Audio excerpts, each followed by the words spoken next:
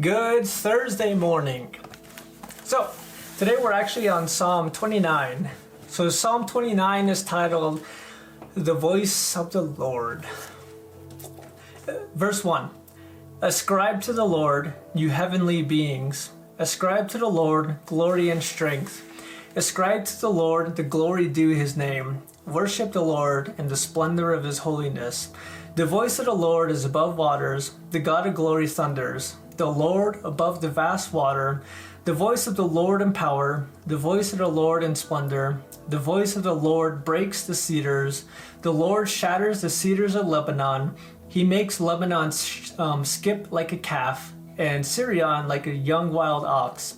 The voice of the Lord flashes flames of fire. The voice of the Lord shakes the wilderness. The Lord shakes the wilderness of Kadesh. The voice of the Lord makes the deer give birth, and strips the woodlands bare. In his temple all cry glory. The Lord sits enthroned over the flood. The Lord sits enthroned, king forever. The Lord gives his people strength. The Lord blesses his people with peace. So now I actually want to tie this into a different psalm. And the psalm that I have in mind is a psalm that we'll get to eventually. It's kind of far out there. Let's see. Is it that one or is it? Where is it?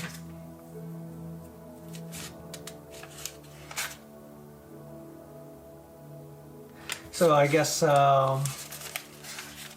yeah, okay. So, well, what I'll do is I'll tie it into Psalm 100. Psalm 100 says, Let the whole earth shout triumphantly to the Lord. Serve the Lord with gladness. Come before him with joyful songs. Now, here's an aspect of faithfulness that we can kind of gloss over. Because while we're on the topic of faithfulness, it's easy to imagine that faithfulness only counts when everything's on the line. But faithfulness, like I said, is you have to be faithful in least before you're given a chance to be faithful in much. If you never learn to be faithful with the least, then God's never going to really give you that all or nothing kind of position. Usually the people you see who are in those kinds of positions have already proved themselves faithful over decades. And so they've kind of earned the right to take on these really heavy situations. But this point of faithfulness, if you don't nail this part, you'll never pass go and you'll never collect $200. So, and it says, ascribe to the Lord glory and strength. Ascribe to the Lord the glory due his name. Worship the Lord in the splendor of his holiness. Now, there's an aspect of every single person has to be faithful in giving thankfulness, praise, and glory to the Lord. Now, this one is a little harder because there's all kinds of worship, there's all kinds of praise, and there's all kinds of glory. And when you give praise and worship,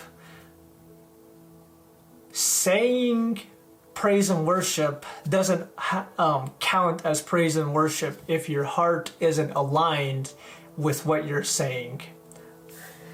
And so let me kind of break it down like this. You can sit there and say, God, I love you so much, and you're such a great God, but if your heart is actually saying, this is just a little baloney and I don't know why I'm giving this guy any credit at all, that heart that you have is more important.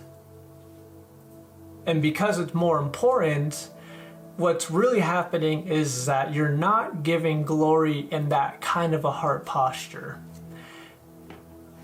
And the only way you can change your heart posture to a place of, God, I want to give praise and worship, is you have to be faithful in giving thanks for every little thing. thankfulness, like if you go to the book of Romans chapter 1, Paul talks about this is what happens to people who are ungodly. This is how they make the transition from godliness to ungodliness. And part of that transition is that you stop being thankful. And the thankfulness is what you have to be faithful in to allow you to be faithful in praise and worship. And so when we talk about thankfulness, I want you to kind of stop and take a minute and really think about what there is to be thankful for. Like for me, I'm thankful that I'm 24 years old and that my hair is better than ever. Like I'm talking about that kind of level of thankfulness, because if all you're conditioned to do is to look at the bad, you won't know how to be thankful. And if you don't know how to be thankful, then you don't know how to give praise and worship to God the right way. If you're not thankful and you're giving praise and worship to God, it's actually in vain, and you're probably kind of making things worse than it is, because you're kind of trying to convince yourself that you love God more than you actually do. And so coming to a place of loving God more is to really be diligent with thankfulness. And when we're talking about faithfulness, let's imagine that you get sick. So a lot of people, when they get sick, they get a sore throat, they got fuzzy sinuses, they got body aches. And when we think about thankfulness, there's a big temptation to say, oh, I'll be thankful when I'm all better. But the reality is that thankfulness has to take place every time there's a little bit of improvement.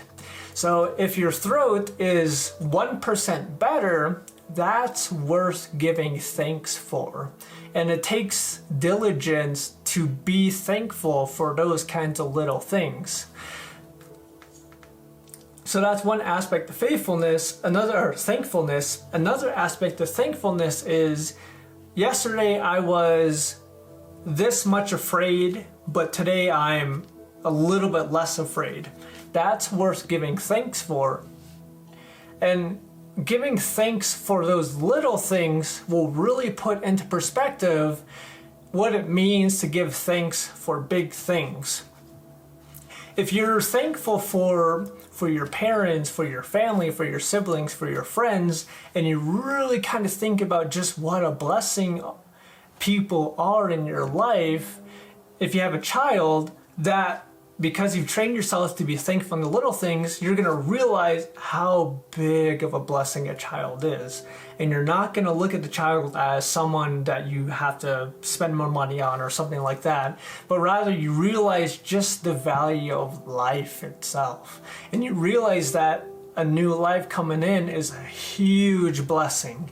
It's something to just shout to the mountains for. And that when we talk about giving worship to the Lord, glory to the Lord, this is one of those things where it's your responsibility, first and foremost, to guard your heart and to guard your intimacy with the Lord. Because if you're struggling to be faithful with money, someone can come alongside you and say, hey, here's how to manage your money better. If you're struggling with fear, all it takes is someone coming next to you and giving you encouragement, and things get better a lot faster. If you're having trouble with money, cars, or something, someone else can always step in and kind of just help you fix it. But when it comes to thankfulness, worship, and praise, no one can do this for you. Every person has an obligation to do it for themselves and to keep themselves in a constant state of thankfulness. Now, here's the cool part, because going back to Monday, I talked about how a soft heart can multiply things by 100. Once again, your heart is like a garden. And if you've ever had a garden, then there's weeds that are gonna grow in that garden. And so these weeds, there's a weed of unthankfulness, there's a weed of fear, and all you're doing is you're taking out those weeds as they come up. Well, the cool thing is that if you're diligent in pulling these weeds, your ability for a garden to grow in a biblical context is, if you planted one mango, there's now a capacity for 100 mangoes to grow. So if you learn how to be thankful in these little things, your praise and worship has a capacity to be multiplied by 100, if that makes sense. And that's the cool thing with biblical principles, is that because God is not a respecter of persons, you can start applying these things right where you are, and you don't have to wait for better days. You can actually make a choice of, I want better days now, and if part of having better days now is I have to be faithful in these biblical principles, then yeah, I want those blessings that come with that faithfulness. And God, because He's not a respecter of persons, and because He has a duty to reward your desire to be faithful, He has to reward you. And so this is a cool part about faithfulness, is that it's not as hard as we think about it. When Jesus says, "Take up my yoke upon you, it's easy," this is what He means, is that there's a big difference between religion and faithfulness. So religion is, if you're not a good person, bad things come upon you. If you're not a good person, you don't deserve love, you don't deserve mercy, you don't deserve these things because your own actions, you deserve the result of your actions. But faithfulness comes from a place of love that we talked about last week. And because it comes from a place of love, every time you don't measure up all the way, what's taken into account is your heart's desire. And if your heart's desire was to do the right thing, then there's all the grace in the world, all the mercy in the world, all the love in the world. There's always a reminder of, hey, even if you didn't do it perfectly, at least you're trying. And that has a lot of value to it, and there's a lot of rewards that go with that. So with that said, I'll see you guys tomorrow morning, and I hope you have a great day.